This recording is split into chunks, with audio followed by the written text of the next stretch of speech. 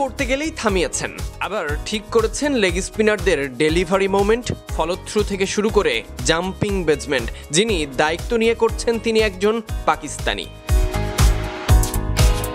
সত্যিকার অর্থে বর্তমানে রিশাদের মতো কেউ কিংবা তার থেকে ভালো হতে পারে সেরাদের মধ্যে সেরা কেউ, তাদেরকেই তৈরি করতে ব্যস্ত এই লোকটা। আর ছেলেরাও বড় স্বপ্ন নিয়ে তারা জাতীয় দলে খেলবে। দেশের নানা অঞ্চল থেকে লেগ স্পিনার খুঁজে বের করার কাজ থেকে শুরু করে এখন তাদের পরিচর্যা সব নিজে হাতেই করছেন গেম ডেভেলপমেন্টের নিয়োগপ্রাপ্ত পাকিস্তানি কোচ মেহমুদ শেহজাদ। জাতীয় দলে স্পিন টোটকা হিসেবে মুস্তাক আহমেদ আসার পর ঘরোয়াভাবে যে লেগ স্পিনাররা আলাদা গুরুত্ব পেয়েছে তা দৃশ্যপটেই তো স্পষ্ট।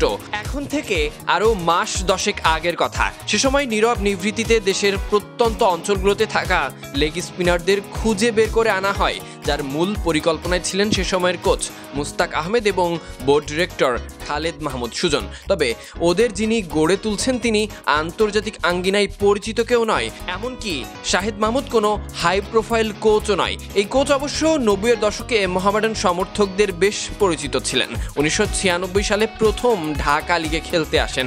টানা 6 বছর মোহামেডানের হয়ে খেলেছেন, 1 বছর ব্রাদার্স ইউনিয়ন এবং 1 বছর বিমানের হয়েও খেলেন। লাহোরে জন্ম, বেড়ে ওঠা শাহিদ মাহমুদ লেগ ব্রেকের পাশাপাশি ফ্লিকার গুগলিতেও মাস্টার ছিলেন। সেই বিষয়গুলোই দেশের তরুণ লেগ স্পিনারদের মাঝে ছড়িয়ে দিচ্ছেন এই কোচ।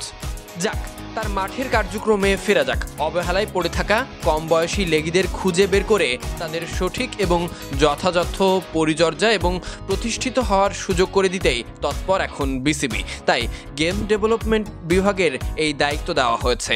আর কোচ হিসেবে তিনি দায়িত্ব পেয়ে বাংলাদেশে লেগ স্পিনার তৈরি করতে এভাবেই কাজ করে যাচ্ছেন।